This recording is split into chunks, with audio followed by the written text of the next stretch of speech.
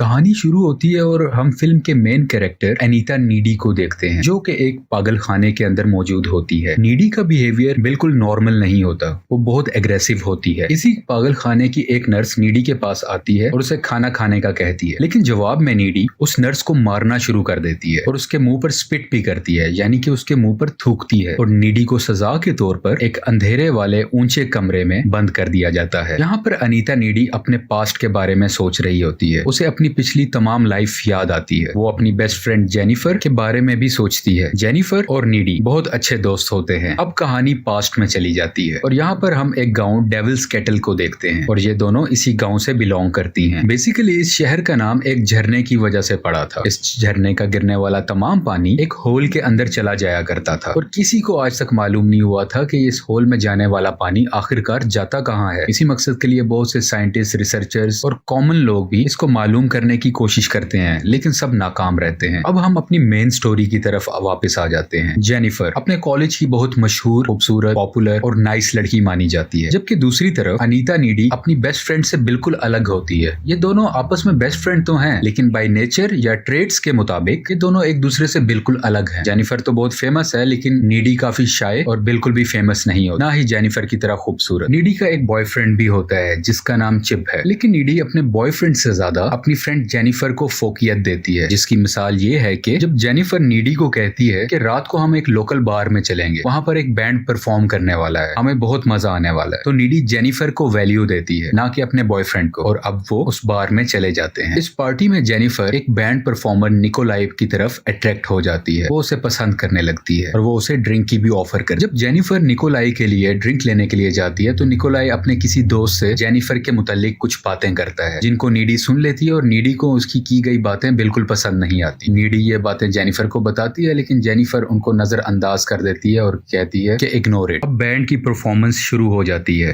लेकिन उसी वक्त शॉर्ट सर्किट होने की वजह से इस हॉल में आग लग जाती है और आहिस्ता आहिस्ता ये आग बहुत ज्यादा फैलने लगती है और यहाँ पर सब लोग काफी मुश्किल से अपनी जान बचाते हैं। नीडी भी जेनिफर को टॉयलेट की विंडो तोड़कर बाहर की तरफ भाग आती है और पूरे हॉल में, पूरे बार में काफी ज्यादा आग लग चुकी हो। लोग चीख रहे होते हैं। अब सब बाहर आ चुके होते हैं। बैंड मेंबर निकोलाई जेनिफर को कहता है कि तुम हमारे साथ चलो, हम बहुत एंजॉय करेंगे, और उसे वो वैन में जाने का कहता है। नीडी जेनिफर को बहुत रोकती है कि तुम मत जाओ, लेकिन जेनिफर का दिल होता है उनके साथ जाने में और जेनिफर निकोलाई और उसके दोस्तों के साथ वैन में बैठकर चली जाती है और नीडी पीछे अकेली रह जाती है और वो जेनिफर को यहाँ से अकेले जाते देख रही होती है और ये दुख उसके चेहरे पर साफ नजर आ रहा है। अब नीडी परेशानी की हालत में वापस अपने घर आ जाती है और यहाँ पर वो अपने बॉयफ्रेंड चिप को कॉल करती है और इस वाकये के बारे में सब कुछ उसे बताती है। वो उसे बताती है कि जेनिफर उन लोगों के साथ चली गई है, मुझे डर है कि कहीं वो उसको कुछ नुकसान ना पहुंचा दें। ये जेनिफर के रेप होने का डर भी अपने बॉयफ्रेंड को बताती है। अभी फोन पर बात हो ही रही होती है कि इसके घर के बाहर एक बेल होती है। ये बाहर जाकर देखती है, लेकिन वहां ऐसे कोई नजर नहीं आता। अब जब डोर के बाहर कोई नहीं होता तो वो वापस अंदर आने लगती है, लेकिन अंदर आते हुए उसे घर के अंदर से कुछ आवाजें सुनाई देती हैं और वो जैसे ही डरते हुए अंदर आती है तो सामने देखती है कि जेनिफर बैठी हुई है, जो कि बहुत जख्मी हालत में है। उसके चेहरे पर खून लगा हुआ है और यहाँ पर जेनिफर एक अजीब क्रीपी किस्म की स्माइल देती है, जिसे देखकर नीडी परेशान हो जाती है। इसके अलावा जेनिफर इस घर का फ्रिज ओपन करती है और यहाँ से कच्चा चिकन निकालकर उसको भी खाने लग जाती है। जेनिफर यहाँ पर एक डरा देने वाले तरीके से चीखती है, चिल्लाती है और इसके अलावा उल्टियां भी करती है, जो कि काले रंग की होती है। जेनिफर इसको डराने के बाद यहाँ से चली जाती है। अब अगला दिन आ जाता है। नीडी कल रात हुए वाकये के बारे में सब कुछ सोच रही होती है और बहुत परेशान होती है। जेनिफर के लिए भी बहुत परेशान होती है। यहाँ पर जेनिफर आ जाती है, जो कि बिल्कुल नॉर्मल लग रही होती है। कल रात जेनिफर की हालत तो बहुत खराब थी, लेकिन आज सुबह वो पहले से ज्यादा एक्टिव, एनर्जेटिक और बोल्ड लग रही होती है। अब ये दोनों अपनी क्लासरूम में मौजूद होते हैं। यहाँ पर इनके टीचर कल रात बार में मरने वाले लोगों पर अफसोस कर रहे होते हैं, दुख कर रहे होते हैं। तो जेनिफर उसको देख के हंस रही होती है और अपने टीचर का मजाक बनाती है। जेनिफर के अंदर बहुत सी चेंजेस आ चुकी होती हैं, जो कि नीडी इन सब चेंजेस को देखकर बहुत परेशान होती है और बहुत ज्यादा कंफ्यूज होती है। नीडी अपने बॉयफ्रेंड चिप को भी ये सारी बातें बताती है। वो इसे ये भी बताती है कि कल रात जेनिफर उसके घर आई थी और उसका बिहेवियर बहुत अजीब था, जैसे कि वो जेनिफर के अंदर कोई चीज आ चुकी थी और वो जेनिफर बिल्कुल नहीं लग रही थी और वो बहुत वियर्ड बिहेव कर रही है। और अब कहानी में कुछ ट्विस्ट आने वाले हैं। जेनिफर अपने कॉलेज की फुटबॉल टीम के कैप्टन से मिलती है, जो कि बहुत दुखी था क्योंकि कल रात हुए एक्सीडेंट में इसके कुछ दोस्त मर चुके होते हैं। जेनिफर उसको बहलाती है और स्कूल के करीब वाले जंगल में ले जाती है। यहाँ पर वो उसे सेड्यूस भी करती है और और उसी वक्त इनके चारों तरफ कुछ जानवर परिंदे इकट्ठे हो जाते हैं जो इनको देखने लगते हैं। यह बहुत अजीब मंजर है और उसी वक्त जेनिफर का चेहरा बदल जाता है। उसके दांत बड़े से हो जाते हैं जैसे कोई ईवल उसके अंदर आ गया हो और वो अपने साथ मौजूद फुटबॉल कैप्टन को मार देती है। मरते हुए ये फुटबॉल कैप्टन चीखा होता है जिस चीख की आवाज कॉलेज के प्रोफेसर ने सुन ली होती है और इस चीख को सुनते हुए कॉलेज के प्रोफेसर उधर आते हैं जहाँ पर वो प्रोफेसर इसकी कटी और फटी हुई लाश को देखते हैं। नीडी और जेनिफर फोन पर बात कर रहे होते हैं। नीडी बहुत दुखी है क्योंकि बहुत कम वक्त में इनके शहर में बहुत सी अमवात हुई हैं, बहुत से लोग मरे हैं, लेकिन जेनिफर उसे कहती है कि तुम चिल करो और मूव ऑन करो। इसके अलावा हम यहाँ पर यह भी देखते हैं कि जेनिफर लाइटर से अपनी जुबान पर आग लगा रही होती है लेकिन उसकी जुबान को जरा भी नुकसान नहीं पहुंचता और जेनिफर नीडी को कहती है कि आई एम गॉड, मैं खुदा। और आहिस्ता आहिस्ता अब 1 महीने का वक्त गुजर चुका है। अब जेनिफर बहुत थकी हुई लगती है, बीमार लगती है, टायर्ड लगती है। अब ये बिल्कुल पहले जैसी एक्टिव और एनर्जेटिक नहीं रही। अब हम देखते हैं कि एक स्टूडेंट जेनिफर को सिनेमा जाने की ऑफर करता है कि हम वहां पर बहुत एंजॉय करेंगे, लेकिन जेनिफर उसे इनकार कर देती है और कहती है कि हम रात को मिल सकते हैं। और वो उसे एक ऐसे घर में बुलाती है जिसका कंस्ट्रक्शन का काम हो रहा होता है। अभी वो घर मुकम्मल तौर पर नहीं बना होता। अब रात का वक्त आ जाता है और जब जेनिफर उस लड़के से बात कर रही होती है तो उसकी आंखों का रंग बदलने लगता है। वो लड़का इसकी आंखें देख के डर जाता है कि उसी वक्त जेनिफर उस लड़के को भी मार देती है और इसके जिस्म से उसकी बोटियां निकाल कर खाने लगती है, यानी कि इसके जिस्म को कच्चा खाने लगती है। दूसरी तरफ नीडी अपने दोस्त के साथ होती है, अपने लवर के साथ होती है। उसको जेनिफर के मुतल्लिक रोने ख्वाब आते हैं, उसे ख्यालात आते हैं कि जैसे जेनिफर किसी मुश्किल में है और वो उसी वक्त अपने घर से भाग के बाहर निकल आती है। वो अभी रोड पे होती है कि सामने से जेनिफर आ जाती है जो खून में लथपथ होती है। इसके अलावा जेनिफर नीडी की कार की विंडशील्ड यानी कि उसके शीशे पर भी जंप करती है। नीडी बहुत डर जाती है, घबरा जाती है। खैर नीडी वहां से भागकर अपने घर आ जाती है। जैसे ही नीडी अपने बेड पर सोने जा रही होती है तो वहां पे वो जेनिफर को देखती है जो बिल्कुल नॉर्मल हालत में होती है। नीडी बहुत कंफ्यूज हो जाती है। नीडी कुछ नहीं समझ पा रही होती कि ये क्या हो रहा है और वो जेनिफर को कहती है कि तुम यहाँ से चली जाओ, लेकिन जेनिफर कहती है कि तुम परेशान मत हो, हम दोनों बेस्ट फ्रेंड्स हैं और मैं तुम्हें सब कुछ सच बताऊंगी कि उस रात को क्या हुआ। ये उसी रात की बात कर रही होती है जिस दिन उस बार में आग लगी होती है। क्योंकि नीडी ने जेनिफर को एक भयानक रूप में भी देखा होता है और एक नॉर्मल रूप में, तो नीडी कहती है कि मैं सच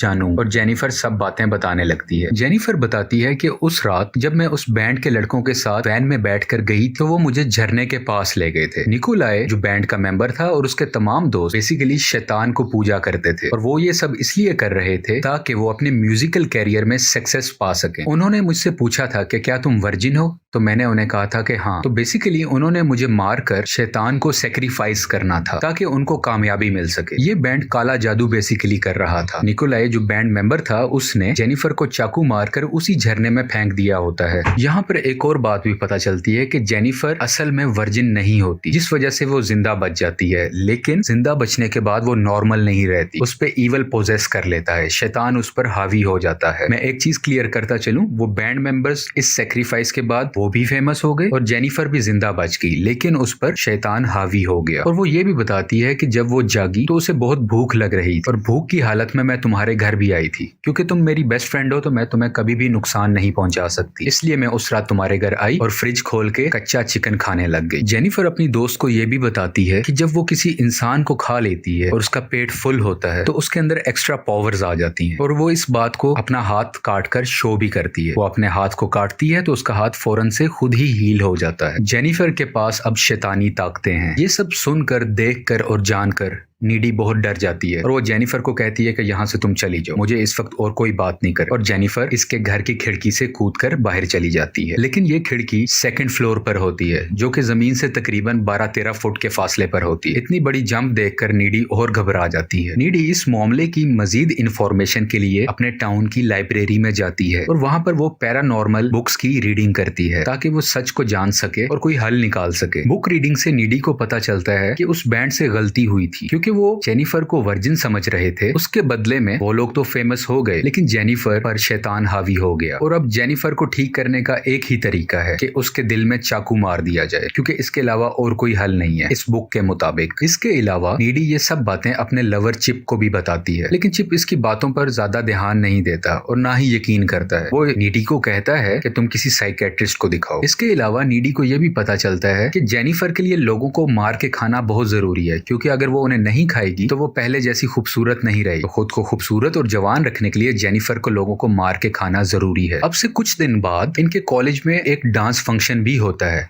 जहाँ पे बहुत से लोग इकट्ठे होने वाले होते हैं। नीडी इसलिए भी परेशान होती है कि जेनिफर उस फंक्शन में किसी न किसी को मार ना दे, बल्कि वो और ज्यादा इसलिए भी परेशान होती है कि नीडी का बॉयफ्रेंड चिप की जान को भी खतरा हो सकता है। और वो अपने बॉयफ्रेंड को भी कहती है कि तुम उस फंक्शन में मत आना, लेकिन इसका बॉयफ्रेंड हंस के बात को टाल देता है और कहता है कि कुछ नहीं होगा, तुम रिलैक्स रहो। अब डांस डे का दिन आ जाता है। इस फंक्शन में सब लोग डांस कर रहे होते हैं। नीडी यहाँ पर अपने बॉयफ्रेंड का इंतजार कर रही होती है, लेकिन अब तक चिप नहीं आया होता। और दूसरी तरफ जेनिफर भी वहां पे अवेलेबल नहीं होती। उसके जहन में बहुत से बुरे ख्यालात आते हैं। वो डर जाती है कि इधर फंक्शन में ना तो चिप है ना ही जेनिफर। और इस परेशानी की हालत में वो उस फंक्शन से भागकर घर की तरफ आती है। नीडी को चिप के घर से पता चलता है कि वो अभी ही कुछ देर पहले वॉक करता हुआ कॉलेज फंक्शन अटेंड करने के लिए गया है। और नीडी भी परेशानी की हालत में उसी तरफ भागना शुरू कर देती है। दूसरी तरफ चिप को रास्ते में जाते हुए दिखाया जा रहा होता है, जहां पर जेनिफर इससे मिलती है। और जेनिफर चिप को गुमराह करती है कि नीडी का किसी और के साथ अफेयर था और यही वजह है कि वो तुम्हें ज्यादा इंपॉर्टेंस नहीं देती। और इनके दरमियान और भी बहुत सी बातें होती रहती हैं। बातों बातों के दरमियान ये इसे एक खंडर की तरफ ले जाती है। जेनिफर का हमेशा से तरीका रहा होता है कि पहले वो किसी को सिड्यूस करती है और फिर उसे मार देती है। जेनिफर चिप के करीब जा ही रही होती है कि चिप उसे रोक देता है, क्योंकि वो नीडी से प्यार करता है और वो नहीं चाहता कि कोई और लड़की उसके करीब आए। इस चीज को देखते हुए जेनिफर को बहुत गुस्सा आ जाता है और वो गुस्से में चिप पर अटैक कर देती है, उस पर हमला कर देती। जेनिफर का ये रूप बिल्कुल शैतानी है। दूसरी तरफ हम देखते हैं कि नीडी इन दोनों की तलाश में भी वहां पहुंच जाती है। नीडी देखती है कि जेनिफर उसके लवर के गले पर काट रही होती है, उसको मारने की कोशिश कर रही होती है और ये बिल्कुल खून से भरी होती है। लेकिन नीडी भी उधर कूद जाती है और अपने लवर को बचाने की कोशिश करती है।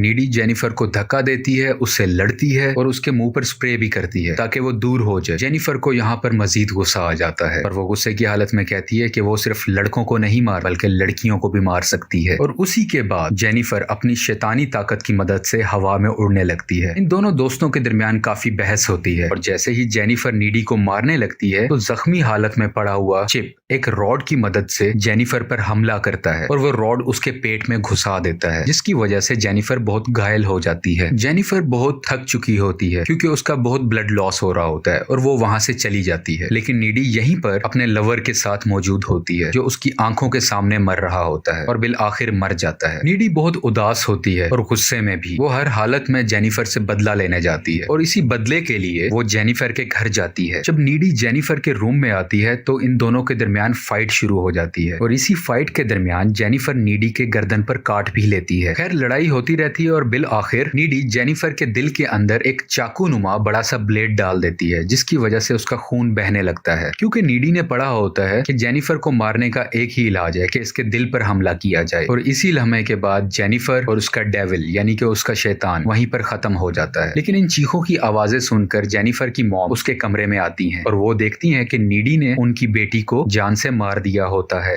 और अब मूवी अपने इनिशियल सीन्स पे आ जाती है कि नीडी क्यों उस जेल में थी, क्यों उस पागल खाने में थी, क्योंकि इसने जेनिफर का कत्ल किया होता है। लेकिन अजीब बात हमें यह पता चलती है कि अब ये नीडी पहले वाली नीडी नहीं रही और उसकी वजह यह है कि जेनिफर ने नीडी को लड़ाई के दरमियान काटा होता है, जिसकी वजह से ये शैतानी ताकतें नीडी के अंदर भी आ जाती। और हम यहाँ पर नीडी को हवा में उड़ता देखते हैं। यहाँ पर नीडी के पास भी अब सुपर नेचुरल पावर आ जाती है और इसी वजह से वो बहुत ज्यादा एग्रेसिव होती है, जबकि पहले नीडी ऐसी नेचर की नहीं थी। यहाँ पर ये इस काल कोठरी के अंदर बंद होती है, लेकिन नीडी अपनी शैतानी ताकतों का इस्तेमाल करते हुए यहाँ से उड़ जाती है और खिड़की से बाहर निकलकर बाहर चली जाती है, यानी कि इस जेल से भाग जाती है। जेल से भागकर ये उसी झरने के पास जाती है और इसे वही चाकू मिलता है जो निकोलाई ने जेनिफर को शैतानी ताकतें हासिल करने के लिए मारा होता है। नीडी उस चाकू को उठा लेती है और एक कार से लिफ्ट लेते हुए वहीं पर जाती है जहाँ पर वो बैंड होता है, जहां पर वो बैंड अपना कॉन्सर्ट कर रहा होता है। हम इस बैंड को भी देखते हैं जो अपना कॉन्सर्ट खत्म करने के बाद अपने रूम में बैठकर अयाशी कर रहे होते हैं, जैसे कि ड्रग्स इस्तेमाल करना। और उसी वक्त वहां पर कोई आता है और इन सब मेंबर्स को मार देता है बहुत ब्रूटल तरीके से। इस वक्त तक ये नहीं दिखाया जाता कि ये कत्ल किसने किए, इन म्यूजिकल बैंड मेंबर्स को किसने मारा। लेकिन आगे चल के हम देखते हैं कि सीसीटीवी फुटेज में इनके रूम से और कोई नहीं निकल रहा होता बल्कि नीडी ही आ रही होती है, यानी कि ये तमाम कत्ल नीडी ने किए होते हैं। और इसका मतलब बिल्कुल क्लियर है, नीडी ने उन म्यूजिकल बैंड वालों को मार दिया जो कि वो डिजर्व करते थे, क्योंकि उनकी वजह से ये सब कुछ हुआ था। उसका लवर मरा था, उसकी बेस्ट फ्रेंड मरी थी और भी बहुत से कत्ल हुए थे। और यहीं पे इस मूवी की एक्सप्लेनेशन खत्म हो जाती है। आपको पसंद आए तो लाइक और सब्सक्राइब करें। Thanks for watching.